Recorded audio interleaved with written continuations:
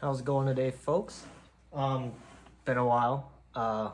Understand that I haven't posted in a long time, but toward the end of the season, I ended up getting into another project. I started building a pickup truck, and turns out tearing a motor down, actually finding a motor in a junkyard, tearing it down, and rebuilding it takes a lot of time. And got toward the end of the season, that harvest at work, so I didn't have a lot of time to do a lot of things. So my fishing suffered. But that being said, the boat's been put away for the year. And now ice season is upon us, hard water. And so I've kind of been doing some stuff on my day off today. And I've been working on my ice shanty here. Pretty much have it opened up. First time it's been opened up since I closed it up last year. And kind of vacuumed out my tub. But there's one thing that I've already fixed, but I'm gonna just redo it just to show you for purpose sake. Some of these seats in some of these shanties, they have these sliding seats like this. Especially this is a Clam Voyager flip up. And these things can be a pain, especially when they are completely dry. They like to seize up. And then you're sitting there kind of like trying to jerk it, trying to make sure everything lines up perfectly. And I used to be big into snowboarding, and I forgot that I had a puck of snowboarding wax. So I thought, well, if this thing makes my snowboard fly faster, why not put it on this rail and make this seat slide faster? So I'll show you about how I did that, because the first way I put it on there, it was pretty rudimentary, and it was not a skim coat. It was kind of chunky, so it still caught. I also ended up putting some on the front of this tub right here, which I want to put another coat of that because that's a little spotty. And then we'll move on. I'll just show you a couple things that I've been finicking with today. Every season, no matter what, every season I get this thing set up the way I want it, and I think that is the best I can do. And then every season I move forward, I find a little nit that I can change, and it makes it even that much better. So stick around, and we'll get to waxing this seat slide.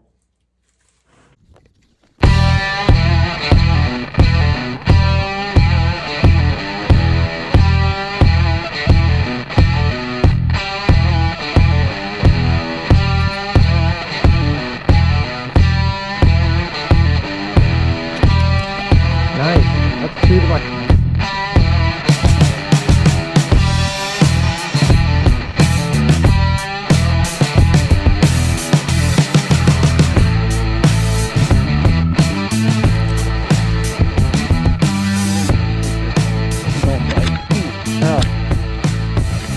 Personal best, baby.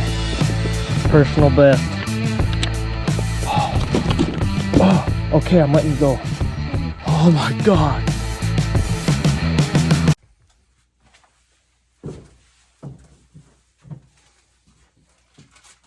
Alrighty, so basically what you're going to need to do this, one of these tools is optional, but either way you're going to need something to heat your wax.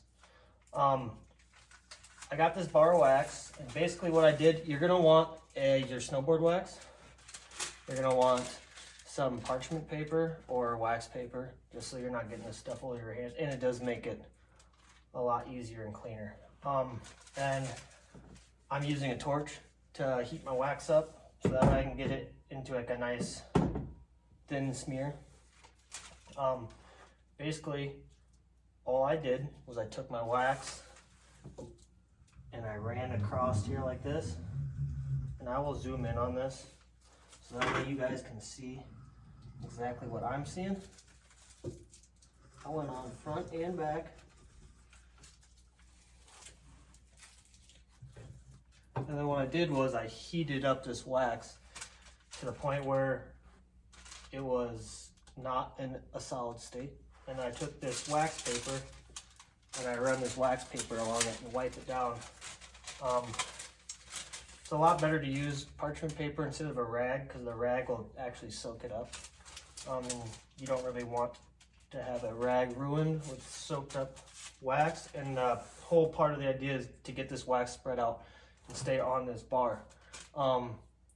So yeah, I use this wax paper. Pretty much a household item. I think everybody has some of it in their kitchen somewhere. Just don't make sure your wife don't see you stealing it. They might not like that. So either way, I'm gonna bring you down here and zoom you up, and I'll let you see what I'm doing here close up. Alrighty, so if you can see that there's like you see that flat color? That is just a very rough smear of that wax I put on there. I got my parchment paper set up.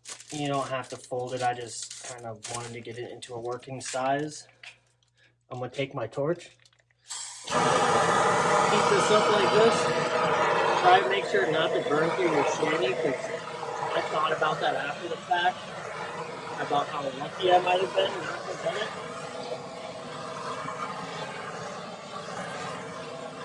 I just like to get that so I know it's going to be nice. It doesn't take much heat, but I also want to get that bar heated up so that way it kind of stays in that more liquidized form for a little bit longer time. Keeps it workable. So now all I do is just fold this over here, and then I just run it down here. You can see I probably could have used a little bit more heat, because it's not really to that waxy kind of, or that melted wax stage yet.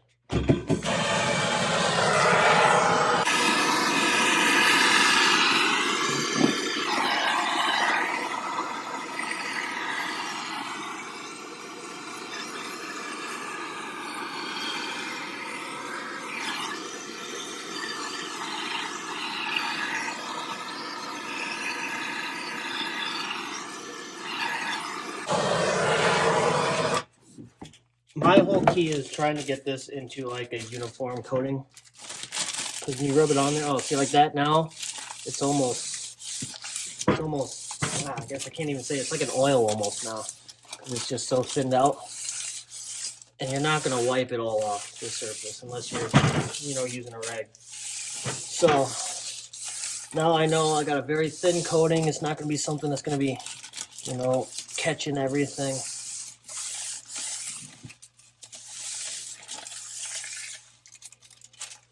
And yeah, so I'm going to end up doing that and just kind of doing the same thing I just did there and just bringing it all the way down here, because it will, a little bit goes a long way on this. You don't want to have a whole bunch of excess, because at that point it just makes a mess. So I'm going to zoom you back out, and I'm going to finish this rod again.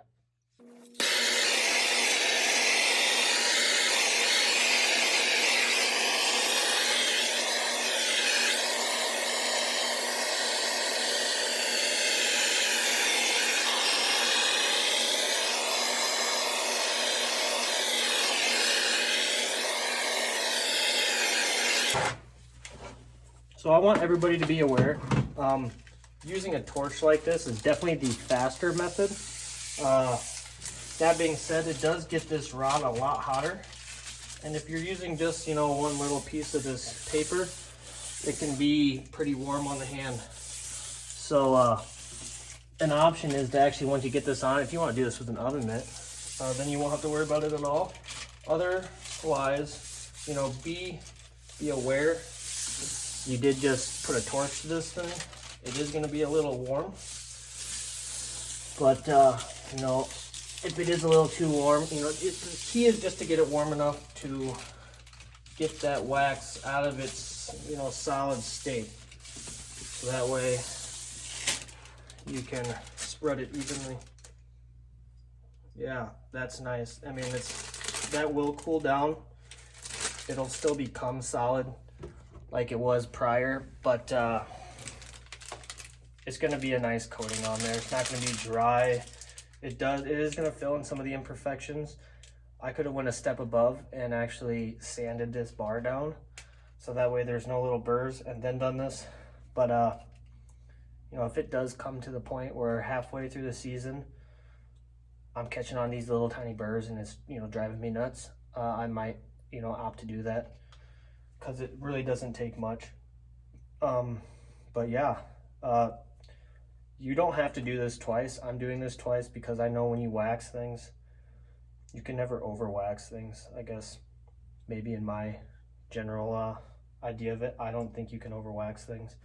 And the first time I didn't get it on video, so I wanted to show you guys kind of how I did it. And yeah, so I know already from previous experience, you know, like a half hour ago, that this does work, at least in my case. If another reason why your seats might bind is because those crossbars, sometimes your bars, they'll get loose and then they'll do this. And when they do that, they tend to, you know, kind of go into a rhombus instead of a perfect rectangle.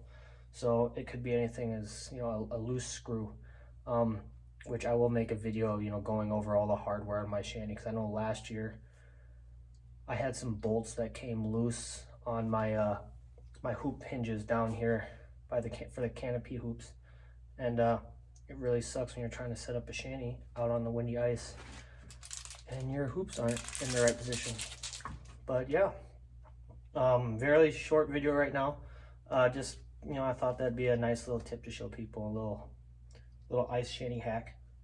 So thank you guys for watching, and stay tuned because they got plenty more ice fishing stuff to get ready. Later.